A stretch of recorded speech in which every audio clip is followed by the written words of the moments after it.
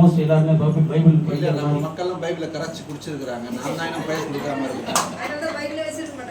அனைவருக்கும் இதில் கலந்த நல்லா பதில் சொன்னவங்க அனைவருக்கும் எனக்கு மனமார்ந்த நன்றியை தெரிவித்துக் சூப்பர்.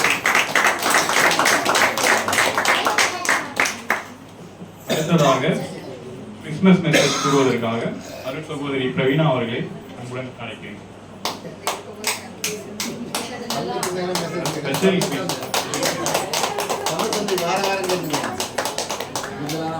Good evening.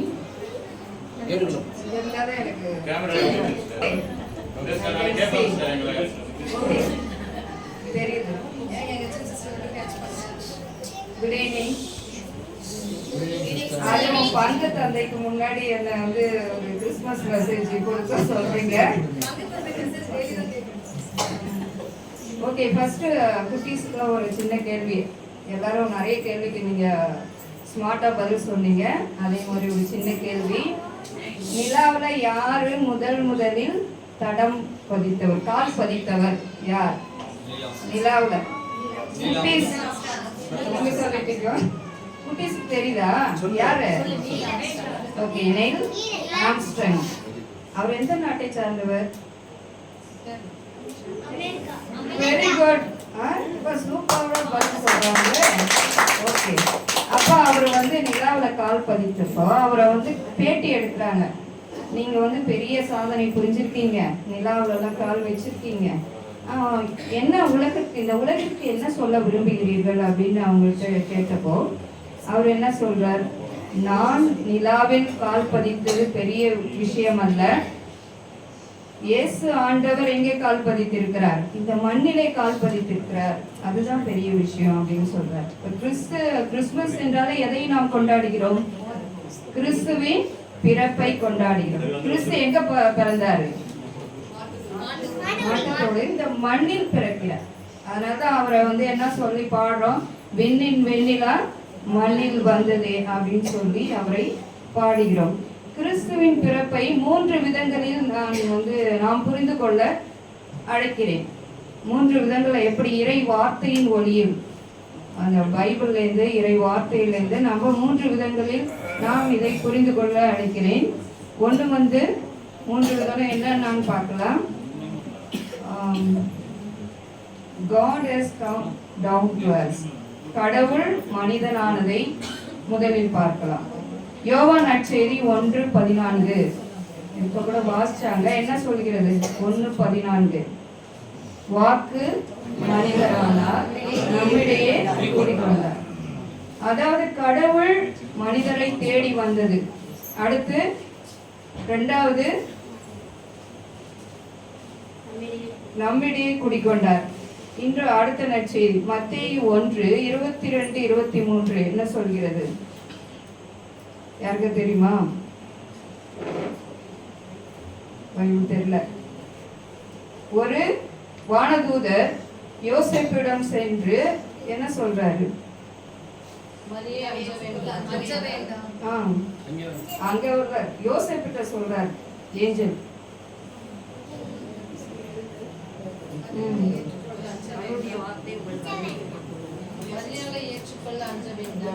அது இல்ல. அதுக்கு அடுத்து என்ன சொல்றாரு? ஒரு மகனை பெற்றெடுப்பார், அவருக்கு என்ன பெயரிடுவர்? இம்மானுவேல் என்று பெயரிடுவர். அந்த இம்மானுவேல் என்றால் கடவுள். ஃபர்ஸ்ட் ஒன்று கடவுள் மனிதரை தேடி வந்ததையும், 2வது கடவுள் நம்மோடு இருப்பதையும், 3வது நற்செய்தி லூக்கா நற்செய்தி அதிகாரம் 2:10-15 வசனங்கள். அப்போ வந்து இடையர்களிடம் யார் போறா?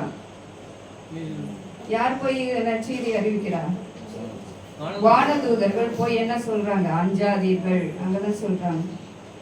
யாருக்கெல்லாம் மகிழ்ச்சியூட்டும் நற்செய்தி? மக்கள் அனைவருக்கும், மாந்தர் அனைவருக்கும் நற்செய்தியை அறிவிக்கிறேன். என்ன நற்செய்தி என்றால், மெசியா என்ற மீட்பர் எங்கே பிறக்கிறார்? தாவீதின் ஊரிலே பிறக்கிறார், அவங்கள போய் பாருங்க அப்படின்றாங்க. இடையர்கள் என்ன சொல்றாங்க? ஒருவரை ஒருவர் பார்த்து வாருங்கள், நாம் பெத்லெஹேமுக்கு சென்று அங்கு இறைவன் நமக்கு அறிவித்ததையெல்லாம் எல்லா நிகழ்வுகளையும் நாம் பார்ப்போம் என்று சொல்கிறார்.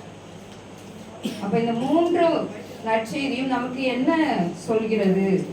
ஃபர்ஸ்ட், கடவுள் மனிதனாக, கடவுள் எங்கோ இருப்பவர் அல்ல, நம்மோடு இருக்கிறார். 2வது, நம்மிடையே இருக்கிறார், அவர் நம்மை தேடி வருகிறார். 2வது நம்மோடு இருக்கிறார். 3வது, வெறும் ஒரு குழுவுக்கு மட்டும் இல்லை, இது எல்லாருக்கும், மண்ணில் பிறந்த அனைவருக்கும், அமெரிக்காவில் இருந்தாலும் அல்லது நம்ம கீழச்சேரில் இருந்தாலும், அது எங்க இருந்தாலும் அனைவருக்குமான ஒரு கடவுளாக இருக்கிறார், இல்லையா? புரியுதா? அந்த 3 விஷயங்கள் நற்செய்தி ஒளியில், இந்த 3 விஷயங்கள். God has pitched his tent among us அப்படின்னு சொல்றான். கடவுள் தனது கூடாரத்தை எங்க அமைத்திருக்கிறார்? இந்த மண்ணிலே அமைத்திருக்கிறார். ஆகவே கடவுள் நம்மோடு இருக்கிறார் என்ற உணர்வு நமக்கு வேண்டும். அங்க இயேசுவை தேடி வந்தது வெறும் இடையர்கள் மட்டுமல்ல, யாரும் தேடி வராங்க? ஞானிகள், அரசர்களாக இருக்குங்கின்ற ஞானிகள் தேடி வருகிறார்கள். ஆகவே இங்க ஏழைகள் பணக்காரர்கள் என்ற வித்தியாசம் அங்கே உடைக்கப்படுகிறது. ஆகவே இந்த கிறிஸ்துமஸ் நமக்கு என்ன நற்செய்தியை கோருகிறது என்றால், இந்த ஏற்றத்தாழ்வுகள் எல்லாம் உடைக்கப்பட வேண்டும். படித்தவர், படிக்காதவர்கள், ஏழை பணக்காரர்கள், இந்த சமூகத்தை சார்ந்தவர்கள், இந்த இனத்தை சார்ந்தவர்கள், இந்த வேறுபாடுகள் எல்லாம் களையப்பட வேண்டும். ஏனென்றால் கடவுள் மனிதனாய் இருக்கிறார், நம்மோடு வாழ வந்திருக்கிறார், நமக்காக பலியாக வந்திருக்கிறார். அதனால்தான் புனித பவுல் ரோமேருக்கு எழுதிய திருமுகத்தில் சொல்கிறார், இந்த உலகத்தில் பாவம் ஒருவரால் வந்தது, அதனால் என்ன வந்தது? சாவு வந்தது. அந்த சாவை வென்றவர் யார்? இயேசு கிறிஸ்து. ஆகவே இந்த உலகத்தில் இந்த கிறிஸ்துமஸ் என்றாலே என்ன சீசன் சொல்றோம்? It's a season of joy, மகிழ்ச்சியின் காலம். அடுத்து season of charity அல்லது sharing, அது love. It's a season of joy, it's a season of love, it's a season of sharing. இது பகிர்வின் காலம். அதாவது ஒரு குழுவினருக்கு மட்டும் நம்முடைய பகிர்வு போகக்கூடாது, எல்லோருக்கும். ஏன்னா எல்லோருக்கும் எல்லாமுமா இறைவன் வந்தால் நாமும் அந்த பாதையில் எல்லோருக்கும் எல்லாமுமா இருந்து எல்லோருக்கும் எதையெல்லாம் கொடுக்கணும்? மகிழ்ச்சியை கொடுக்கணும், அமைதியை கொடுக்கணும், அன்பை கொடுக்கணும். இப்படிப்பட்ட பகிர்தலை நாம் மேற்கொள்ள இந்த கிறிஸ்துமஸ் நமக்கு சிறப்பான ஒரு வாய்ப்பை தருகிறது. அதை சரியாக பயன்படுத்தி கொண்டு நாம் அனைவரும் மகிழ்ச்சியோடு வாழ இறைவனை பிரார்த்திக்கின்றோம். அனைவருக்கும் கிறிஸ்துமஸ் வாழ்த்துக்கள். Wish you all a happy Christmas.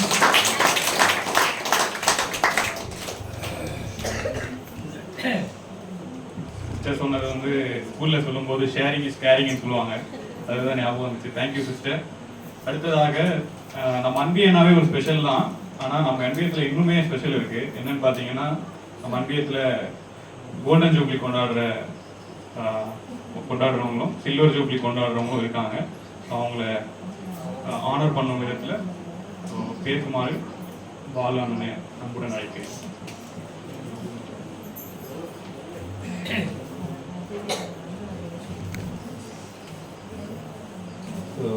முதல்ல ரொம்ப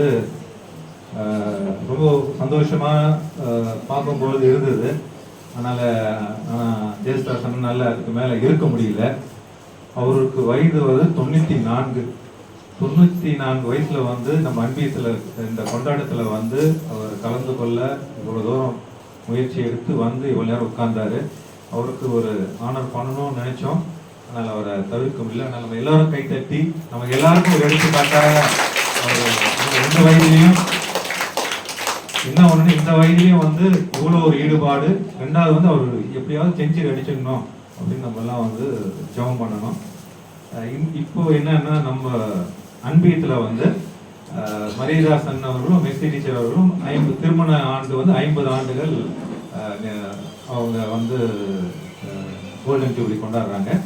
அதுக்கடுத்து ஜார்ஜும் சுனிதா அவர்கள் 25வது ஆண்டு, குளோரியும் பேட்ரிக்கும் 25 ஆண்டு. அவங்க 3 பேரையும் இந்த நேரத்தில் நம்ம ஆனர் பண்ணால் ரொம்ப நல்லா இருக்கும். நம்ம அன்பியத்தில் இந்த வருஷம் சிறப்பிக்கிறாங்க. ஆனால் அவங்கள வந்து சிம்பிளாக வந்து ஆர்டர் பண்ணிட்டா நல்லா இருக்காதுன்னு நான் நினைக்கிறேன். பண்ணிடலாம், சும்மா சால்வை போட்டுட்டா பரவாயில்லையா? இல்லை இல்லை, அவங்க 6 பேர் இங்கே வர வைப்போம். 3 பேர் அங்கே உட்கார வச்சு ஒரு 4 கேள்வி கேட்போம். கேட்டுட்டு என்ன பதில் சொல்கிறாங்க பார்க்குறோம். பார்த்துட்டு அதுக்கப்புறம் நம்ம ஆர்டர் பண்ணுவோம். சரிங்களா? முதல்ல வந்து ஒரு 6, இந்த பக்கம் ஒரு 3 சேர், இந்த பக்கம் ஒரு 3 சேர். மரியாதை சண்டை விசி டீச்சர் வாங்க. ஜார்ஜ் சுனிதா வாங்க. பேட்ரிக் க்ளோரி வாங்க.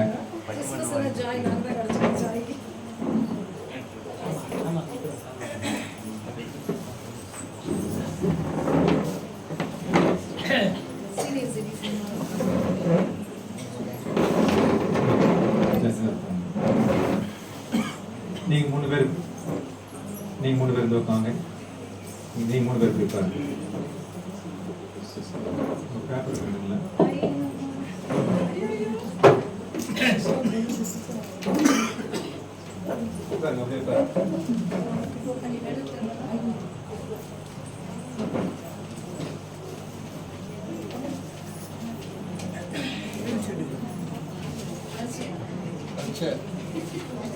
இதுல பாஸ் ஆனாங்க தான் தொடர்ந்து கண்டினியூ பண்ண முடியும்.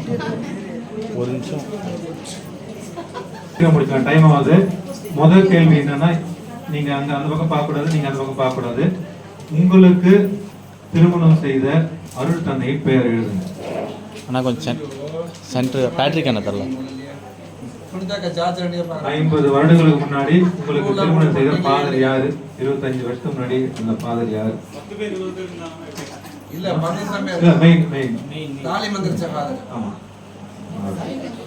யாரு மந்திரிச்சாங்களோ அவங்க. பங்குசாமி மேல பாசத்துல பங்குசாமி பேர் என்ன? அடுத்து திருமணம் ஆன பிறகு முதலாக நீங்க கொடுத்த கிஃப்ட் என்ன? நீங்க அவங்களுக்கு கொடுத்த கிஃப்ட் வந்து நீங்க எழுதணும். நீங்க இவங்களுக்கு கொடுத்த கிஃப்ட் நீங்க எழுதணும். கொடுக்கணும் எழுதுறீங்க. இது நல்ல திருமணத்துக்கு முன்னாடி பத்தி கேட்கல, திருமணத்துக்கு ஆன பிறகு கொடுத்த கிஃப்ட்.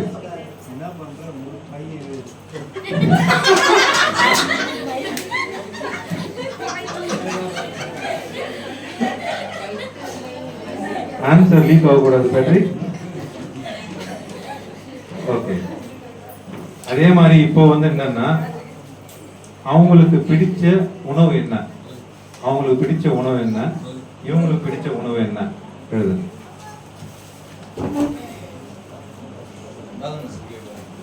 திருமணம் சேர்ந்து பார்த்த படம். படத்துக்கே போனோம். எழுதிட்டீங்களா? எழுதிட்டீங்களா? இதுல வேற டிஸ்கஸ் வேற என்னமா பண்றீங்க. டிஸ்கஸ் பண்றீங்க? நீங்க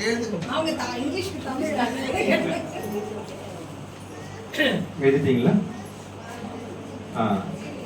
அதே மாதிரி இவங்களுக்கு பிடிச்ச பழம் என்னது? என்ன பழம் இவங்களுக்கு ரொம்ப பிடிக்கும்? அதே மாதிரி இவங்களுக்கு பிடிச்ச பழம் என்ன?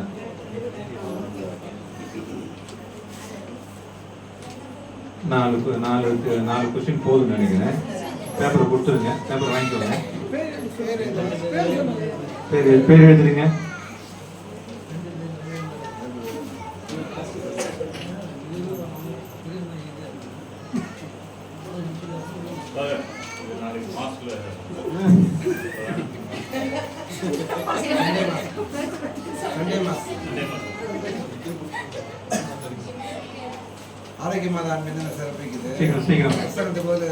இப்போ நம்ம வந்து 50 வருடங்கள் நிறைவு செய்யற மரியாதை சங்கம் எஸ்சி டீச்சரையும் இப்போ வந்து கேட்போம். நீங்க ஃபர்ஸ்ட் அக்காவுக்கு என்ன கிஃப்ட் வாங்கி கொடுத்தீங்க? சாரி. சாரி அம்மா.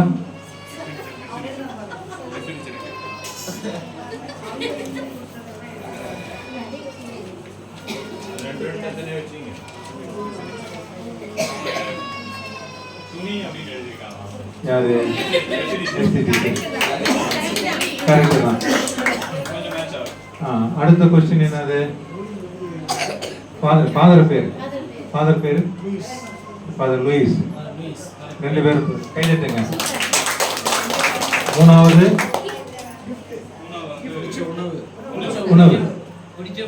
உணவு என்னது? ஃபிஷ்.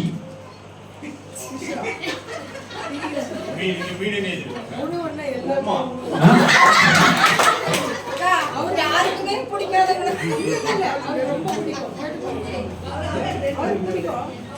ஓகே, அதுக்கடுத்து அடுத்து கேட்கின்றது பழமா? அதுக்கு அடுத்த பழம் சப்போட்டா, கொய்யா. ஓகே, அடுத்த பேர் ஜார்ஜ் சுனிதா, அவங்க ஃபாதர். எந்த ஃபாதர்?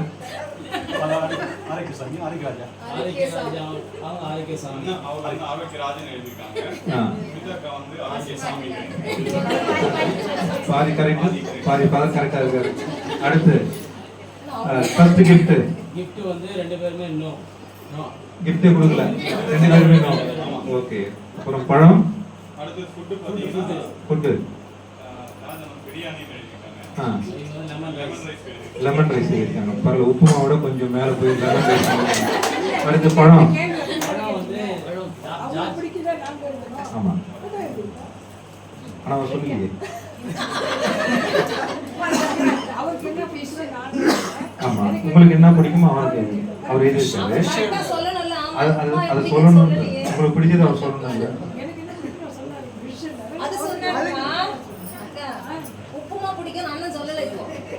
அவருக்கு என்ன பிடிக்கும் நான் கேட்டேன்.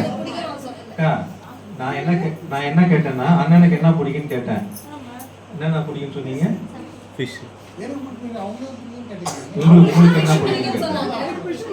உங்களுக்கு பிடிக்கிறது உப்புமா, அவங்களுக்கு பிடிக்கிறது ஃபிஷ். ஃபுல்லா 100க்கு 100 மார்க் வாங்கிட்டீங்க. உப்புமாவுல கூட ஜெயிச்சிட்டீங்க பாத்தீங்களா? அதுதான் 50 வருஷம் வந்து ஸ்ட்ராங்கா இருக்கு. அதுக்கடுத்து பேட்டரி, ஃப்ரூட், பப்பாளி, வாழைப்பழம். கரெக்டுங்களா? வாழைப்பழம் கரெக்டா? பப்பாளி கரெக்டா? ஆன்சர் சொல்றதுக்கு முன்னாடி அவங்க கிட்ட கேட்டுறலாம். அப்பதான் நமக்கு ஆமா, சொல்லுங்க. கரெக்ட்டா தெரியும். இப்போ வந்து பேட்டரிக்கு வந்து ஏற்கனவே சொல்லிட்டாரு. லீக் ஆயிடுச்சு. அடுத்து யாரு? Joe frank. ஐயோ, இவன் பையன் பேரே வச்சுட்டாங்க. அதனால வந்து ரெண்டு பேருமே ஆன்சர் கரெக்ட். அடுத்து பிடிச்ச கிஃப்ட் என்னது? மகன். ஓகே, அடுத்து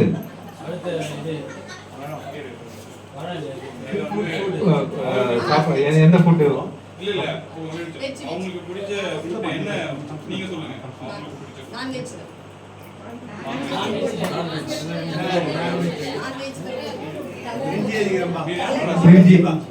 பிரிஞ்சி. அதுக்கடுத்து ஸ்வீட்டு, பழம். அதுக்கு அடுத்தது வந்து அவருக்கு பிடிச்ச பழம் வாழைப்பழம். கரெக்டா இருக்கு. வாழைப்பழம், அது கற்பூர வாழைப்பழம். கற்பூர வாழைப்பழம். சரி, உப்புமால ஆரம்பிச்சு கற்பூர வாழைப்பழம் வரைக்கும் வந்து வந்திருக்கிறாங்க.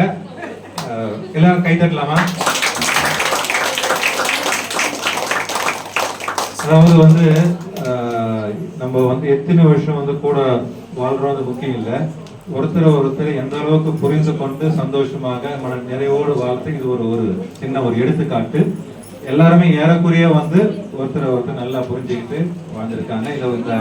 இந்த நேரத்தில் இந்த 3 தம்பதியரையும் மரியாதை செய்யும் பொருட்டு பங்கு தந்தையும் அருட்தந்தை ஜேம்ஸ் அவர்களை அன்போடு அழைக்கின்றேன்.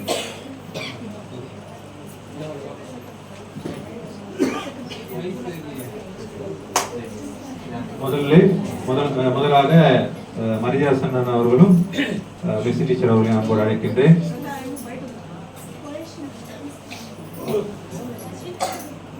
ரெண்டு பேரும் சேர்ந்து எல்லாரும் பலமா கை தட்டுவோம்.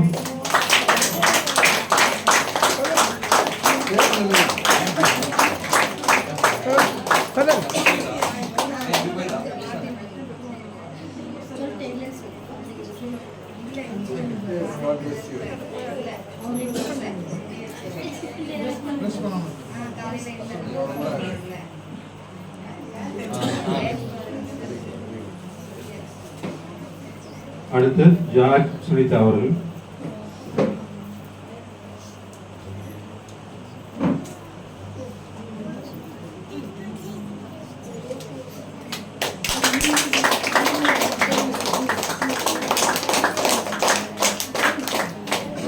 பேட்ரிக் க்ளோரி அவர்.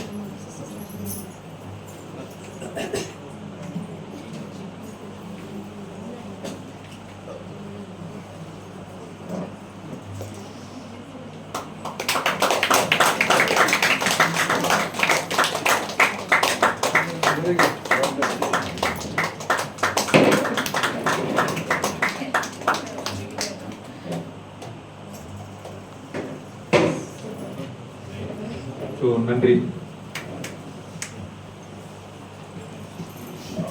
கேம் எல்லாருக்குமே பிடிச்சிருக்கு நினைக்கிறேன். இந்த சைடு இங்க இருந்தவங்களை தவிர அங்க கூட நிறைய பேர் தனியா விளையாடிட்டு இருந்தாங்க. இந்த விளையாட்டியா அவங்களுக்குள்ளே விளையாடிட்டு இருக்காங்க. அடுத்ததாக ஒரு அருமையான கிறிஸ்துமஸ் கேரல் பாடலை வழங்குவதற்காக குழுவாக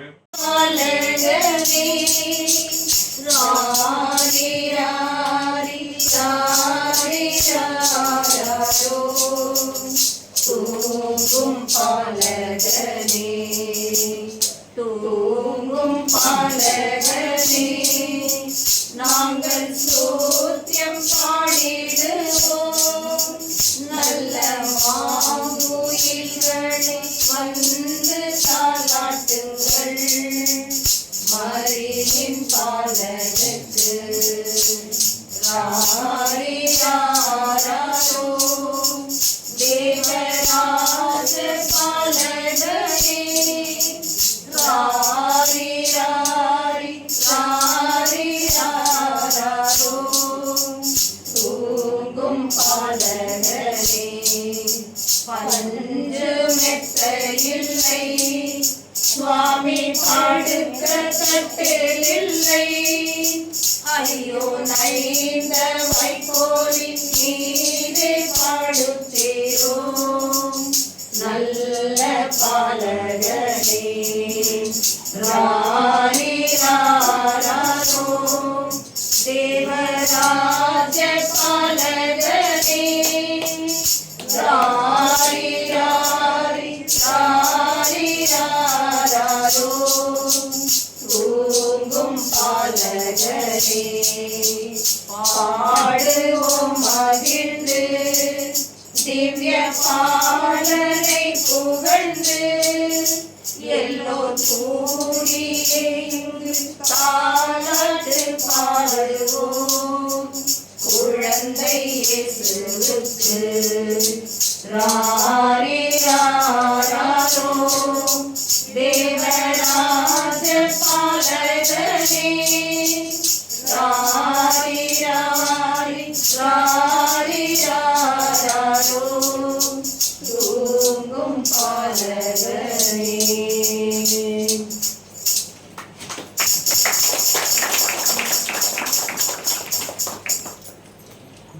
நன்றி.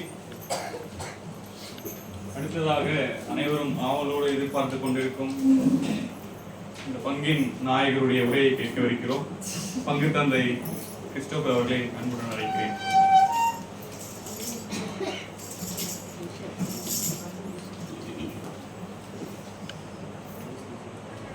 தந்தை ஜேம்ஸ் அவர்களே, அருள் சகோதரிகளே, அன்பிய பொறுப்பாளர்களே, அன்பிய இறை மக்களே, அனைவருக்கும் மாலை வணக்கம். Good evening. உண்மையாகவே எனக்கு உள்ள நுழைஞ்சப்போ ரொம்ப ஆச்சரியம், மகிழ்ச்சி. ஏன்னா எல்லா அன்பியத்திலுமே இந்த ஒரு ரியாக்ஷனை நான் பார்க்குறேன். நான் அன்பிய கிறிஸ்தவ புரான்னு சொல்லும் பொழுது ஈடுபாடு அதிகமாக இருக்குது. ஏறக்குறைய 95% மேலான நபர்கள், குடும்பங்கள் இந்த அன்பிய விழாவில் கலந்து கொண்டிருப்பது மிகுந்த மகிழ்ச்சி. அதுக்கே ஜோரா ஒரு பெரிய கைது என்னுடைய பாராட்டுக்கள். ஏற்கனவே அருள் தந்தை ஜேம்ஸ் அவர்களும் அருள் சகோதரி பிரவீன் அவர்களும் நல்ல கருத்துக்களை நம்மோடு பகிர்ந்து கொண்டார்கள். நான் ஒரே ஒரு கருத்தை மட்டும்தான் உங்களோடு பகிர்ந்து கொள்ள ஆசைக்கிறேன். அதாவது கிறிஸ்து பிறப்பு விழா என்று சொல்லும் பொழுது பல நேரங்களிலே நாம் கிறிஸ்துவுக்கு முக்கியத்துவம் கொடுக்கிறோம். ஆமாவா இல்லையா? இயேசுதான் இந்த உலகத்துல மனுஷனா பிறந்தாரு அப்படின்னு சொல்லிட்டு இயேசுவுக்கு முக்கியத்துவம், அதுல எந்த விதமான தவறும் இல்லை. ஆனால் மேலை நாடுகள்ல பாத்தீங்கன்னா ஒரு சில நாடுகள்ல தந்தையாகிய கடவுளுக்கு இது விழா அப்படின்னு சொல்லுவாங்க. ஏன் அப்படின்னு பார்க்கும் பொழுது, தந்தையாகிய கடவுள் தம்முடைய மகன் இயேசு கிறிஸ்துவை நம்மோடு பகிர்ந்து கொள்ளுகிறார். ஒரு சுயநலமா இது என்னுடைய மகன் என்று சொல்லி அவரிடத்துல வைத்துக் கொள்ளாமல், நான் என்னுடைய மகனை உங்களுக்காக கொடுக்கிறேன், உங்கள் பாவங்களுக்காக கொடுக்கிறேன், உங்களை பாவத்திலிருந்து மீட்டெடுப்பதற்காக கொடுக்கிறேன், உங்களுக்கு வழிகாட்ட கொடுக்கிறேன், உங்களுக்கு வழித்துணையாக இருக்க கொடுக்கிறேன் என்று சொல்லி நம்முடைய ஒரே மகன் இயேசு கிறிஸ்துவை நம்மோடு பகிர்ந்து கொண்ட அந்த அற்புதமான விழா தான் கிறிஸ்தவர் விழா. ஆகவேதான் இந்த விழா பல நற்பண்புகளை நமக்கு எடுத்து சொல்லுகிறது. அன்பை, இரக்கத்தை, அமைதியை, மகிழ்ச்சியை, பகிர்வை என்று சொல்லி பல நற்பண்புகளை உள்ளடக்கிய ஒரு விழாவாக இது இருக்கிறது. அதில் மிக குறிப்பாக இந்த பகிர்தலை நாம் முன்னெடுக்கின்றோம். இந்த பகிர்தலை நாம் வாழ்வாக்க முயற்சிக்கிறோம். பல நேரங்களில் நாம் சொல்லுவது உண்டு, ஒவ்வொரு ஆண்டும் நாம் இந்த கிறிஸ்தவர் விழாவை ஒரு அன்பிய அளவில் மட்டும் கொண்டாடி விட்டு, அல்லது நம்முடைய பங்களவில் 24ஆம் தேதி கிராண்டா மாசு வச்சு நல்ல ஒரு குடில் செஞ்சு ஆலயத்தெல்லாம் அலங்காரம் செஞ்சு நல்லா எல்லாரும் வந்து திருப்பலியில் பங்கெடுத்து ஒருத்தர் விஷ் பண்ணிட்டு இத்தோடு முடித்து விடுவது அல்ல கிறிஸ்துமஸ் பெருவிழா. கடவுள் தம்முடைய மகன் இயேசு கிறிஸ்துவை என்னோடு பகிர்ந்து கொண்டார், நம்மோடு பகிர்ந்து கொண்டார். நான் எதை பகிர்ந்து கொள்ள இருக்கிறேன்? அதற்கு ஒரு வாய்ப்பு தான் நம்முடைய அன்பியங்களுக்கு பங்கு சமூகமாக நான் கொடுத்திருக்கிற ஒரு வாய்ப்பு. கடந்த ஆண்டு குழந்தைங்களுக்கு இந்த கேள்வி, கடந்த ஆண்டு கிறிஸ்துமஸுக்கு நம்ம அன்பியமா ஒரு தொகை வசூலிச்சோம். யாருக்கு உதவி செஞ்சேன் ஞாபகம் இருக்குது அவங்களுக்கு? நான் போன வருஷம் நடந்து ஞாபகம் மறந்துட்டா கூட சண்டே மாசம் அனௌன்ஸ் பண்ணேன். நான் யாருக்கு நம்ம உதவி செஞ்சோம்? ஏழைங்களுக்கு. Very good. எங்க இருக்கிறவங்களுக்கு? ரோட்ல இருக்கிறவங்களுக்கு. தூத்துக்குடி மாவட்டத்தில் வெள்ளத்தினால் பாதிக்கப்பட்ட மக்களுக்கு நம்ம உதவி செஞ்சோம். ஓகேவா? இந்த வருடம் ஒவ்வொரு அன்பியத்திலிருந்தும் கொடுக்கிற தொகையை நாம் சேகரித்து பாலேஸ்வரம் என்கிற இடத்துல இருக்கிற, அதாவது சாகும் தருவாயில் இருக்கின்றவர்கள், அதாவது நீங்கெல்லாம் அங்க போனீங்க அப்படின்னாக்கா ரொம்ப கஷ்டம். நம்மளால அங்க ஒரு நிமிஷம் நிற்க முடியாது. அதாவது நமக்கு உறவுகள், சொந்தங்கள், பந்தங்களா இருக்காங்க இல்லையா, அங்காளி பங்காளி அப்படின்னு சொல்லிட்டு நம்ம சொந்தங்களோட வாழ்ந்துட்டு இருக்கிறோம். அங்க இருக்கிறவங்களுக்கு யாரும் அப்படி கிடையாது. கடைசி காலத்துல அவங்களை பார்த்துக்கிறதுக்கு யாரும் கிடையாது. உடம்பு சரியில்லை, ஒரு ஆஸ்பத்திரி கூட்டு போனவங்க கிடையாது. அவங்க இறந்துட்டாங்க திடீர்னு, அவங்களுக்கு நல்ல ஒரு நாகரிகமான அடக்க சடங்கு கிடையாது. நமக்கு வந்து இங்க பாத்தீங்கன்னாக்க நம்ம சொந்தக்காரங்க யாராவது இருந்துட்டா நம்ம அழகா அவங்கள பெட்டியில வச்சு குளிப்பாட்டி நல்ல ஒரு மரியாதையோடு ஆலயத்திற்கு கொண்டு வந்து திருப்பலி இதெல்லாம் பண்ணணும். அவங்களுக்கு அதெல்லாம் கிடையாது. இப்படிப்பட்ட நபர்களை அந்த இல்லத்திற்கு கொண்டு வந்து என்ன பண்றாங்க? அவங்களுக்கு சேவை செய்யறாங்க. இந்த கடைசி காலத்துல அவங்க உடம்பை பார்த்துக்கிறாங்க. அவங்களுக்கு நல்ல ஒரு மரணத்தை அவர்கள் பெற வேண்டும் என்று சொல்லி உதவி செய்கிறாங்க. கடைசி காலத்தை நிம்மதியா அவங்க கஷ்டப்பட்டு சாகக்கூடாது அப்படின்னு சொல்லிட்டு உதவி செய்யணும். அந்த நபர்களுக்கு நாம் இந்த வருடம் உதவி செய்ய போகிறோம். அதாவது வருகின்ற ஞாயிற்றுக்கிழமை நான் சொல்லியிருக்கிற அன்பிய பொறுப்பாளர்கிட்ட உங்களுக்கு யாருக்காவது விருப்பம்னா நீங்கள் இணைந்து கொள்ளலாம். நம்ம பெறுகின்ற தொகையில அவளுக்கு மளிகை பொருட்களும், அதே போல அவர்கள் கேட்டுக்கொண்டது போல நம்மிடத்துல பழசுனாக்கா நம்ம புதுசாக வாங்கியிருப்போம், பயன்படுத்திட்டு அதை பயன்படுத்தாம அப்படியே பத்திரமா அயன் பண்ணி வச்சிருப்போம். பழைய துணிமணிகள் அதாவது எதாவது யூஸ் பண்ணுவாங்க. அது மாதிரி எதுனா இருந்தால் நீங்கள் உங்கள் அன்பிய பொருளை கொடுத்தீங்கன்னாக்கா நம்ம அதை கொண்டு போய் அவங்களுக்கு கொடுக்கணும். அது வந்து முக்கியம் கிடையாது. முக்கியமாக நம்ம செய்யக்கூடியது நாம சேகரிக்கிற அந்த பணத்தில் வந்து அவங்களுக்கு மளிகை பொருட்களை கொடுக்க போகிறோம். அதே போல் நாம் அங்கே போய் 1 மணி நேரம் அல்லது 2 மணி நேரம் செலவழிக்க இருக்கிறோம். அவங்களோடு அவங்களுக்கு முடி வெட்டுறது, நகம் வெட்டுறது, அல்லது அவங்களை குளிப்பாட்டுறது, ஏதாவது ஒரு சின்ன நம்மளால் முடிஞ்சது அந்த நேரத்தில் செய்து விட்டு நாம் வரப்போகிறோம். ஆகவே இதுதான் உண்மையான பகிர்வு. நம்மிடம் இருப்பதை அன்பிய பொருட்கள் கேட்டிருப்பாங்க. நான் ஒரு 200 ரூபாவோ 300 ரூபாய் கொடுத்துருப்பேன். அது நமக்கு அவ்வளோ பெரிய காசு கிடையாது. ஆனால் அது அவளுக்கு ஒரு பெரிய விஷயம். அந்த 200 ரூபாயோ 300 ரூபாயோ ஒரு 10 பேர் ஒரு நாளைக்கு உணவு உண்ணலாம். அந்த 10 பேர் உணவு உண்றதுக்கான செலவை நீங்க எடுத்துக்கிறீங்க, அதை பகிர்ந்துக்கிறீங்க, உங்கள்கிட்ட இருக்கிறத பகிர்ந்துக்கிறீங்க. ஸோ என்ன ஆகுது, நம்ம அவங்களுக்கு செய்யும் பொழுது மொழி பணம் கொடுத்தா நமக்கு திரும்பி வந்துடும். அம்மாவே இல்லையா? நம்ம சொந்தக்காரங்க ஏதோ ஒரு நிகழ்ச்சி கூப்பிடுறாங்க, ஒரு பணம் வைப்போம், வச்சவங்க என்ன பண்ணுவாங்க, அடுத்த வருஷம் நம்ம வீட்டில் ஃபங்க்ஷன் ஆகும், நம்ம பையன் கல்யாணம் நடக்கும், பார்ப்பாங்க, நோட் எடுத்து பார்ப்பாங்க எவ்வளோ கொடுத்தாங்க, சரியா? ஸோ அதே மாதிரி நம்ம கொண்டு வந்து கொடுத்துருவாங்க, அது நமக்கு வந்துடும், அதனால எந்த பயனும் கிடையாது. ஆனால் இது நம்ம செய்கிற இந்த சிறு உதவி கடவுளுடைய ஆசீர்வாதத்தை நமக்கு கொடுக்கும், நமக்கு மகிழ்ச்சியை கொடுக்கும். இந்த கிறிஸ்து பிறப்பு விழாவில் நான் என்கிட்ட இருக்கிறத பகிர்ந்துக்கிட்டேன். எப்பவுமே நம்ம புது துணி எடுத்துக்கிறது, நம்ம பசங்க புது துணி எடுத்து கொடுக்குறது, பிரியாணி செய்யறது, இது வருஷம் வருஷம் நம்ம செய்வோம். இதை தாண்டி நம்ம என்ன செய்யறோம்? ஆகவே இந்த ஒரு முயற்சியில நீங்க எல்லாரும் வந்து கஷ்டப்பட்டு செய்யக்கூடாது. மனமும் நான் இந்த காரியத்துக்கு கொடுக்கிறேன் அப்படின்னு நம்ம தாராளமா கொடுக்கும் பொழுது கடவுள் நம்மை ஆசீர்வதிப்பார். ஸோ இதுதான் பகிர்வு, இதுதான் பகிர்வின் வழியாக நமக்கு கிடைக்கின்ற ஒரு மகிழ்ச்சி. ஆகவே கிறிஸ்தவர் சொல்லுகின்ற செய்தி பகிர்வோம். அந்த பகிர்தலிலே நாம் வாழ்கிறோம். இயேசு கிறிஸ்து நம்மோடு கடவுளுடைய அன்பை பகிர்ந்தார், நாமும் அதை பிறரோடு பகிர்ந்து கொள்ள வேண்டும். இது செய்தி. அடுத்தபடியாக இந்த அன்பிய கிறிஸ்தவ விழாவை பற்றி நான் பேசியாக வேண்டும். ஏனென்றால் சிறுவர் முதல் பெரியவர் வரை, ஏறக்குறைய சீனியர் நம்ம ஜேசஸ் அப்பா தான் நினைக்கிறேன், 94 வயது, அவர் தான் சீனியர் மோஸ்ட் நம்ம அன்பியத்தில். ஜூனியர் மோஸ்ட் யாரு? ஜூனியர் மோஸ்ட் யாரு? இவ்வளோ இங்க ஒருத்தர் இருந்தாங்க, குட்டி பையன், அவன் போயிட்டான். ஓகே. ஸோ சிறுவர் முதல் பெரியவர் வரை எல்லாருமே பங்கெடுத்திருக்கிறார். மிகச்சிறப்பாக அன்பிய தலைவர் இயேசு பிரபு மற்றும் அன்பிய பொறுப்பாளர்களுக்கு என்னுடைய சிறப்பான பாராட்டுகள். ஏனென்றால் கைதட்டுங்க. நான் அன்பிய பொறுப்பாளர் கூட சொன்னப்போ சொன்னேன், அன்பிய கிறிஸ்தவ விழாவா கொண்டாடுறதுக்கான ஒரு முக்கியமான காரணம் என்னன்னாக்கா, இது ஒரு வாய்ப்பு எல்லாரும் வர்றதுக்கு. இதே கோயில வச்சிருந்தா, போன வருஷம் மாதிரி நம்ம கோயில வச்சிருந்தா குடிகார படுத்திருந்தா மனசு ஊர் போய் அந்த தூரம் அப்படின்னு என்ன பண்ணுவான், வீட்லயே இருந்துருப்போம். ஆமாவா இல்லையா? அன்பு என்பது பக்கத்து வீடுதான் போயிட்டு வந்திருப்போம். ஆகவே அந்த ஒரு நிலையில எல்லாரையும் ஒருங்கிணைத்து மிக அழகாக நீங்கள் திட்டமிட்டிருக்கிறார். அதே போல இந்த நிகழ்ச்சி நிரல்